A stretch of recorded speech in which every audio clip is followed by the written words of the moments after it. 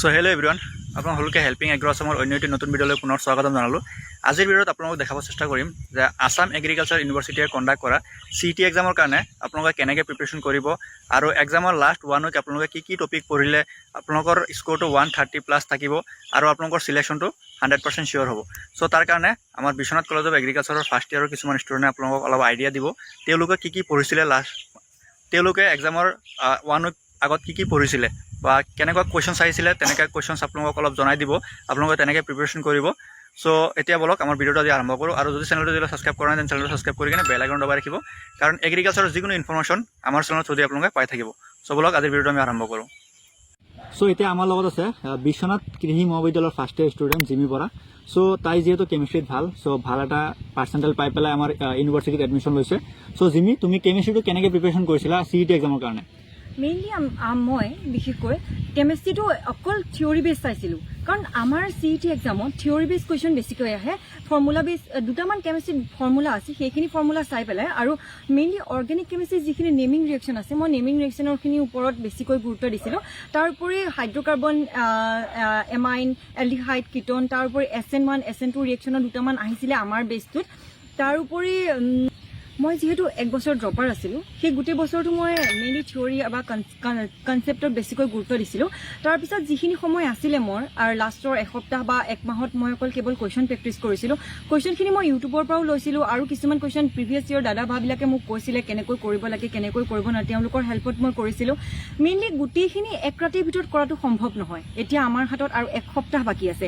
এই 1 সপ্তাহত মই ভাবোঁ আপোনালোকৰ বাবে এইটো উচিত হ'ব যে আপোনালোকে যিমান পাৰে সিমান বেছি কুৱেশ্যনখিনি আয়ত্ব কৰক আৰু নিজৰ মাজলৈ আহক, কাৰণ 160টা কুৱেশ্যন 120 মিনিটত কৰিব পৰা সেই মাইণ্ডছেটটো গঢ়িবলৈ কেৱল আপুনি নিজে ভাবিব লাগিব যে আমি কেনেকৈ কৰিম। ধন্যবাদ। চ' এতিয়া আমাৰ লগত আছে বিশ্বনাথ কৃষি মহাবিদ্যালয়ৰ ফাৰ্ষ্ট ইয়াৰ ষ্টুডেণ্ট শশাংকৰ। চ' সি কেমিষ্ট্ৰিত ভাল হয়, কাৰণ কেমিষ্ট্ৰিত সি ভাল পাৰ্চেণ্টেজ এটা পাই পেলাই এগ্ৰিকালচাৰ ইউনিভাৰ্চিটিত এডমিশ্যন লৈছে। চ' শশাংকৰ, তুমি কেমিষ্ট্ৰিটো কেনেকৈ পঢ়িছিলা, অলপ আইডিয়া দিয়াচোন। হয়, বহুতে কেমিষ্ট্ৰিটো বহুত টান বুলি ভাবে। কেমিষ্ট্ৰিটো কিন্তু ইমান টান নহয়, পৰাপক্ষত একদম ইজিয়ে হয়। ক'বলৈ গ'লে CETত এক্সামত অহা কুৱেশ্যনখিনি মই যোনখিনি চেপ্টাৰৰ পৰা পাইছিলোঁ, মই সেইখিনি অকণ ডিটেইলছত ক'বলৈ বিচাৰিছোঁ। যেনেকৈ মূল কনচেপ্টৰ পৰা অলপ কুৱেশ্যন আহিছিল, যেনে চিম্পল কুৱেশ্যনছ, এটমিক ষ্ট্ৰাকচাৰৰ পৰা আপোনাৰ ডি ব্ৰগলি ইকুৱেশ্যন, হাইজেনবাৰ্গ প্ৰিন্সিপাল, তেনেকুৱা কুৱেশ্যনছ আছিলে। মই যোনটো CBT এক্সাম দিছিলোঁ CET এক্সামত, আৰু আপোনাৰ ষ্টইচিওমেট্ৰিৰ পৰা আছিলে মূল কনচেপ্টৰ বেচিকেলি কুৱেশ্যনছবিলাক। আপোনাৰ থাৰ্মোডাইনামিক্সৰ পৰা এনথালপি এন্ট্ৰপিৰ পৰা আছিলে অলপ কুৱেশ্যনছ। তাৰপিছত আপোনাৰ ব'ন এনাৰ্জি আছিলে, আৰু আপোনাৰ KP = KC RT delta NG, তাৰ পৰা ফৰ্মুলাটোৰ পৰা এটা কুৱেশ্যন আছিলে। আপোনাৰ আয়নিক ইকুইলিব্ৰিয়ামৰ পৰা অলপ pH কেলকুলেশ্যনৰ কুৱেশ্যনছ দুটামান আছিলে। ৰাউলেটছ ল চলিউশ্যনৰ পৰা ৰাউলেটছ ল আৰু পজিটিভ ডেভিয়েশ্যন নেগেটিভ ডেভিয়েশ্যনৰ দুটামান কুৱেশ্যন আছিলে। আৰু আপোনাৰ ইলেক্ট্ৰকেমিষ্ট্ৰিৰ পৰা বেছি কুৱেশ্যন নাছিলে, কিন্তু চিম্পল কুৱেশ্যন দুটামান আছিলে। আৰু ৰেডক্স ৰিয়েকশ্যনৰ বেলেঞ্চিঙৰ দুটামান কুৱেশ্যন আছিলে, আপোনাৰ কেনেকৈ আহে, তেনেকৈ হ'ব পাৰে, তেনেকুৱা কুৱেশ্যন দুটামান আছিলে। আৰু আপোনাৰ অৰ্গেনিক কেমিষ্ট্ৰিৰ পৰা নেমিং ৰিয়েকশ্যন, যেনেকৈ এলডল কনডেনচেশ্যন, কেনিজাৰ ৰিয়েকশ্যন, আপোনাৰ এলডিহাইড কিটোন ইথাৰ, তেনেকৈ নেমিং ৰিয়েকশ্যনৰ পৰা বেছি কুৱেশ্যন কেইটামান আছিলে, বেছিক কুৱেশ্যন। আৰু ট্ৰাই কৰিব, খালি থিয়ৰীৰ পৰা বেছি মেক্সিমাম কুৱেশ্যন অহা চান্সেছ থাকে কেমিষ্ট্ৰি পৰ্চন। চ' আমাৰ লগত আছে বিশ্বনাথ কৃষি মহাবিদ্যালয়ৰ ফাৰ্ষ্ট ইয়াৰ ষ্টুডেণ্ট শাৰিয়াৰ আহমেদ। চ' শাৰিয়াৰ যিহেতু বায়'লজিত বহুত ভাল, সি বায়'লজিত 99% পাইছিলে CET এক্সামত যোৱা বছৰ। চ' বায়'লজিত সি কেনেকৈ প্ৰিপেৰেশ্যন কৰিছিলে আৰু কেনেকুৱা ধৰণৰ কুৱেশ্যনছ আহে আপোনালোকক অলপ জনাই দিব। চ' শাৰিয়াৰ, তুমি এই অহাবাৰ চ' শাৰিয়াৰ এইবাৰ যোনকেইটা ষ্টুডেণ্ট আহিব বিচাৰিছে CET এক্সাম দি পেলাই, চ' সিহঁতক তুমি কি কৰিব চ' তুমি সিহঁতক কি ক'ব বিচাৰা যে কেনেকৈ বায়'লজিটো প্ৰিপেৰেশ্যন কৰিব লাগে? ত' মই ক'ব গ'লে বায়'লজিটো এটা বহুত ডাঙৰ ছাবজেক্ট হয়। চ' যোনটো এক ৰাতিত কৰা একদম পচিবল নহয়। চ' আমি যদি বায়'লজিটো একচুৱেলি আমি যদি ভাল স্ক'ৰ কৰিব খুজিছোঁ, তো আমি কি কৰিব লাগিব, তাৰে যোনখিনি মেইনলি আপোনাৰ কুৱেশ্যনছ প্ৰেক্টিছ। চ' কুৱেশ্যন প্ৰেক্টিছ কৰাটো বহুত ইম্পৰ্টেণ্ট, কাৰণ বায়'লজি এটা কনচেপচুৱেল চেপ্টাৰ হয়। এইটো থৰ ৰিডিঙতহে আপুনি কুৱেশ্যনছবোৰ এটেণ্ড কৰিব পাৰিব। এতিয়া আপুনি যদি কুৱেশ্যনছ প্ৰেক্টিছ কৰিব খুজিছে, তো আমি আগতে পঢ়ি ল'ব লাগিব। এতিয়া যিহেতু আমি আগৰ পৰা আমাৰ 12ত পাছ কৰি আহোঁ বা আমি নীটৰ প্ৰিপেৰেশ্যন কৰোঁ, কিন্তু আমি এটা কথা গম পাব লাগিব যে নীটতকৈ এই এক্সামটো বহুত ডিফাৰেণ্ট হয়। চ' আমি ইয়াৰ কাৰণে এটা বেলেগ এটা এপ্ৰ'চ ল'ব লাগিব। চ' কিছুমান ইম্পৰ্টেণ্ট চেপ্টাৰ্ছ আছে য'ত যোনবোৰৰ পৰা বেছি কুৱেশ্যনছ অহাৰ চান্সেছ থাকে। যেনেকৈ আমি ক'ব গ'লে জেনেটিক্স পাৰ্টৰ পৰা আহি গ'ল, আপোনাৰ ডিফাৰেণ্ট চিম্পটমছ অফ ডিফাৰেণ্ট ডিজিজেছ, মেণ্ডেলছৰ আপোনাৰ লছবোৰ কেনেকৈ হয়, শুদ্ধ হয়নে নহয়। তাৰপিছত আপোনাৰ আহি গ'ল আপোনাৰ যোনটো প্লেণ্ট ফিজিঅ'লজি আহি গ'ল, তাৰে পৰা আপোনাৰ ফটোচিন্থেচিছৰ কিছুমান ৰিয়েকশ্যন, তাৰে আপোনাৰ কিছুমান ষ্টেপবোৰ কম থাকিব যোনবিলাক ফিল আপ কৰিব লাগিব। আৰু আপোনাৰ এনিমেল পাৰ্টৰ পৰা, এনিমেল কিংডমৰ পৰা আপোনাৰ সৰু সৰু কুৱেশ্যনছ, কনচেপচুৱেল, বেছি ডেপথত নাহে বাট ষ্টিল আহে। মেইনলি বায়'লজি কুৱেশ্যনছবোৰ চাওক আৰু আপোনাৰ কনচেপ্টবোৰ ক্লিয়াৰ কৰি ট্ৰাই কৰক। আৰু যিহেতু বায়'লজি এটা ইম্পৰ্টেণ্ট ছাবজেক্ট হয়, কাৰণ বায়'লজি আপুনি যদি ভালকৈ স্ক'ৰ কৰিব পাৰে তো আপোনাৰ পাৰ্চেণ্টাইলটো একদম ওপৰত গুচি যাব আৰু আপোনাৰ ৰেংকটো ভাল আহিব। চ' এইটো কাৰণে মই এটা কথাই ক'ব বিচাৰোঁ লাষ্টত, যে বায়'লজি কুৱেশ্যনছবোৰ আপোনালোকে ট্ৰাই কৰক। যোনবোৰ কুৱেশ্যনছ আপুনি যদি ভাবিছে যে কুৱেশ্যনছবোৰ ক'ত পাম, সেই কুৱেশ্যনছবোৰ আমি আমাৰ দাদাৰ এই চেনেলটোত আপুনি প্লে'লিষ্টত পাব পাৰে। আৰু যদি আপুনি ভালকৈ আৰু অলপ ডিটেইলছত বা চিৰিয়াছলি যদি এগ্ৰিকালচাৰ ল'ম বুলি ভাবিছে, তো আপুনি যদি প্ৰেক্টিছ কৰিবলৈ বিচাৰিছে, তো এটা কোৰ্চ আছে য'ত আপুনি পে' কৰি পেলাই আপুনি আৰু ডিটেইলছত ইন ডেপথ আপুনি প্ৰেক্টিছ কৰিব পাৰিব। চ' এতিয়া আমাৰ লগত আছে বিশ্বনাথ কৃষি মহাবিদ্যালয়ৰ ফাৰ্ষ্ট ইয়াৰ ষ্টুডেণ্ট স্বৰ্ণদ্বীপ কলিতা।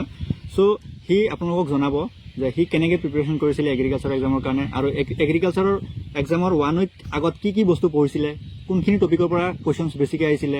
চ' গোটেই ডিটেইলছত আজি আপোনালোকক জনাব। চ' এতিয়া স্বৰ্ণদ্বীপ আপোনালোকক ডিটেইলছটো জনাব। নমস্কাৰ, মোৰ নাম স্বৰ্ণদ্বীপ কলিতা।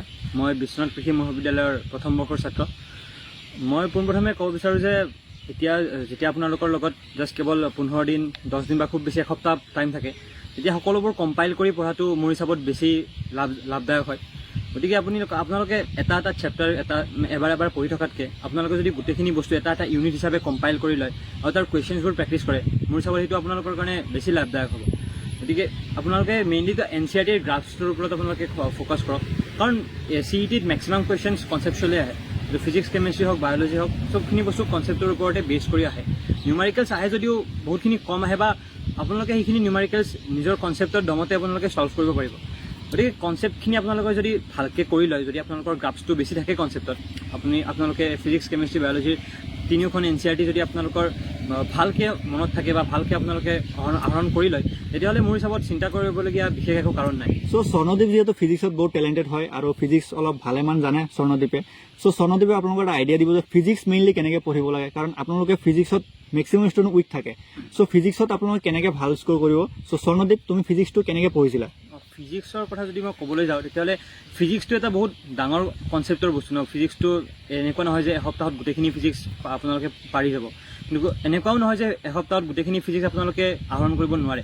আপোনালোকে কি কৰিব লাগিব যে কিছুমান ইউনিটছ বাছি লওক যোনখিনিৰ পৰা মেক্সিমাম কুৱেশ্যনছ হোৱাৰ চান্স থাকে। তেনেকৈ মই যদি দুটামান কওঁ, কাইনেমেটিক্স হৈ গ'ল, কাইনেমেটিক্স ছেকশ্যনৰ পৰা মেক্সিমাম কুৱেশ্যনছ কাইনেমেটিক্স ছেকশ্যনৰ পৰা আহে, ৱেভছ, অচিলেশ্যনছ এইবিলাকৰ পৰা আহে, আৰু ইলেক্ট্ৰিচিটি আৰু মেগনেটিজমৰ পৰা আহে। এইখিনি যদি আপোনালোকে কম্পাইল কৰি পঢ়ি লয় আৰু পঢ়াতকৈও বেছি যদি আপোনালোকে কুৱেশ্যনছ লগায়, আপোনালোকে যিমান কুৱেশ্যনছ লগাব সিমানে আপোনালোকৰ স্পীড বাঢ়িব, আৰু যিমানে স্পীড বাঢ়িব স্পীডৰ লগত একুৰেচিটিও বাঢ়ি গৈ থাকিব। গতিকে ফিজিক্সত ইমান বেছি টান একো নাহে, কনচেপচুৱেলি আহিব। যোনখিনি মই চেপ্টাৰ্ছৰ নাম ক'লোঁ বা যোনখিনি ইম্পৰ্টেণ্ট, সেইখিনিৰ কনচেপ্টখিনি যদি আপোনালোকৰ লগত থাকে, আপোনালোকে যদি জানে সেইখিনিৰ কনচেপচুৱেল কুৱেশ্যনখিনি আপোনালোকে আৰামছে এটেম্প কৰিব পাৰিব। আৰু সেইখিনিতে আপোনালোকে আপোনালোকৰ ৰেংক ডিচাইডিং ফেক্টৰ ফিজিক্সখনে হ'ব। যিমান ভাল ৰেংক আহিব সিমান ভাল কলেজ পাব। গতিকে ফিজিক্সটো আল্টিমেটলি আপোনালোকে ভাল কৰিবই লাগিব। আৰু এনেকুৱা নহয় যে ফিজিক্সটো কিবা বহুত টান বস্তু হয়, ইমান একো টান নহয়। জাষ্ট যোনকেইটা চেপ্টাৰ মই ক'লোঁ, মেইনলি কাইনেমেটিক্সৰ ওপৰত যদি আপোনালোকে ধ্যান দিয়ে, মোৰ দেন 40% কুৱেশ্যন কাইনেমেটিক্সৰ পৰা আহিব। কাইনেমেটিক্স, ইলেক্ট্ৰনিক্স এইখিনি যদি আপোনালোকে কম্পাইল কৰি এটা ভাল কুৱেশ্যন চিৰিজ এটা ভালকৈ প্ৰেক্টিছ কৰে, তেতিয়াহ'লে ফিজিক্সটো বহুত সহজে আপোনালোকে কৰিব পাৰিব। যদি মই এতিয়া কুৱেশ্যন প্ৰেক্টিছৰ কথা ক'বলৈ যাওঁ, আপোনালোকে চাগে জানে যে আমাৰ যোনটো CET এক্সাম হয়, AUA কণ্ডাক্ট কৰা, সেইটো ফুল্লি CBT মোডত হয়। CBT মোড মানে কম্পিউটাৰ বেছড, আৰু কম্পিউটাৰ বেছড টেষ্ট হয়। গতিকে আপোনালোকে ইয়াৰ PYQ ক'তোৱে নাপায়। কোনেও আপোনালোকক PYQ এজ পেপাৰ প্ৰভাইড কৰিব নোৱাৰে। গতিকে আপোনালোকক যদি কোনোবাই কয় যে PYQ আপোনালোকে প্ৰেক্টিছ কৰিব লাগে, CETৰ কাৰণে কোনো PYQয়ে নাথাকে। গতিকে আপোনালোকে PYQ পাব ক'ত?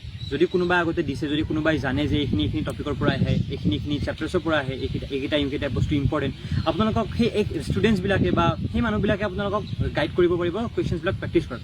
গতিকে সেইটোকে আমি মাইণ্ডত ৰাখি আমাৰ বিশ্বনাথ কৃষি মহাবিদ্যালয়ৰ ছাত্ৰ ছাত্ৰীবোৰ সকলোৱে মিলি যাৰ যিমান মনত আছে, যোনে যিমানখিনি পাৰে, সকলোৱে মিলি এটা কুৱেশ্যন চিৰিজ এটা ষ্টাৰ্ট কৰিছোঁ। আগৰ কুৱেশ্যনছবিলাক আমি তাত দিছোঁ, আগৰ কুৱেশ্যনছবিলাকৰ সঠিক এনচাৰ্ছবিলাক আমি দিছোঁ। ইভেন এক্সপ্লেনেটৰী কুৱেশ্যনছবিলাকো আমি তাত দিছোঁ। আমি যিমানখিনি পাৰোঁ আমি নিজৰ চেষ্টা কৰিছোঁ। আৰু সেই কুৱেশ্যন চিৰিজটো আপোনালোকে এই চেনেলটোতে হেল্পিং এগ্ৰ' আছামতে পাব। গতিকে আপোনালোকে যদি আপোনালোকৰ কম্পাইল হিচাপত এটা কুৱেশ্যন চিৰিজ ষ্টাৰ্ট কৰিব ইচ্ছা আছে, যোনটোত আপোনালোকে মানে গোটেইখিনি কুৱেশ্যনছ একেলগে এটা জেগাতে পাই যায় আৰু কোনো মানে এনেকুৱা নাথাকে যে এইটো আহিব এইটো নাহে, এনেকুৱা কোনো কনফিউজন থাকিব নালাগে। সেনেকুৱা যদি বিচাৰে দেন আপোনালোকে হেল্পিং এগ্ৰ আছাম চেনেলটোলৈ আহি সেই প্লেলিষ্টখিনি এক্সেছ কৰি গোটেই কুৱেশ্যনছখিনি প্ৰেক্টিছ কৰিব পাৰে। মোৰ হিচাপত সেইখিনি কৰিলে আপোনালোকে যদি কম্পাইল বেষ্টত এটা কুৱেশ্যন চিৰিজ ষ্টাৰ্ট কৰিব বিচাৰে, আপোনালোকে এই চেনেলটোত অৰ্থাৎ হেল্পিং এগ্ৰ আছামলৈ আহি তাৰ প্লেলিষ্টত থকা কুৱেশ্যনছখিনিটো চাব পাৰে। তাৰে উপৰিও যদি আপোনালোকে এটা ডিটেইল প্লেনিঙৰ সৈতে আপোনালোকে প্ৰেক্টিছৰ কথা ভাবি আছে, আমাৰ এটা পেইড কোৰ্ছো আছে, পেইড এটা কুৱেশ্যন চিৰিজ যোনটো আমি ইতিমধ্যে লঞ্চ কৰিছোঁ। ইতিমধ্যে বহুত মানুহে এইটো পচন্দও কৰিছে। আপোনালোকে এইটো ল'ব পাৰে আমাৰ পৰা। আপোনালোকে যদি ল'ব বিচাৰে তেতিয়াহ'লে ডেছক্ৰিপশ্যনত এটা কণ্টেক্ট নম্বৰ দিয়া থাকিব, কণ্টেক্টছখিনি গোটেইখিনি দিয়া থাকিব। আপোনালোকে কণ্টেক্ট কৰি সেই চিৰিজটো কিনি আপোনালোকৰ প্ৰেক্টিছ মানে আগুৱাই লৈ যাব পাৰে। আৰু মোৰ হিচাপত এই কুৱেশ্যনছখিনি আপোনালোকে যিমানেই প্ৰেক্টিছ কৰিব সিমানেই আপোনালোকৰ কনচেপ্টটোও ষ্ট্ৰং হ'ব, লগতে সিমানে আপোনালোকে কুৱেশ্যনছ কেনেকৈ আহে আৰু কেনেকৈ এপিয়াৰ কৰিব লাগে, কুৱেশ্যনছবিলাক কিমান টাইমত কৰিব লাগে, কিমান একুৰেচি লাগে, গোটেইখিনি আপোনালোকৰ ডেভেলপ হ'ব। এইখিনিয়ে গতিকে মই ক'ব বিচাৰোঁ আপোনালোকক।